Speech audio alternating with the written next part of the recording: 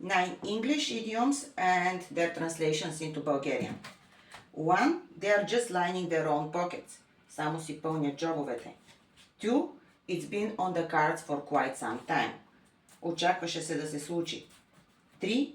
It's just a storm in a teacup. Много шум за нищо. 4.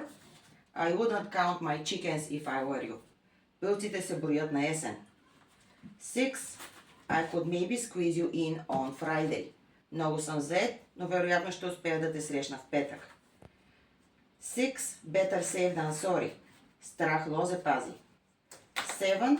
He never lifts a finger around here. Тук той не си помръдва пръста. 8. She looks dead on her feet. Капнала е от умора. And 9. I think it's a question of too many cooks. Много баби, хилаво бебе. Има още един идиом, което означава същото, който е too many cooks, spoil the broth. За повече информация как мога да ви помогна в обучението ви по английски язик, моля обадете се на 0876 952 021.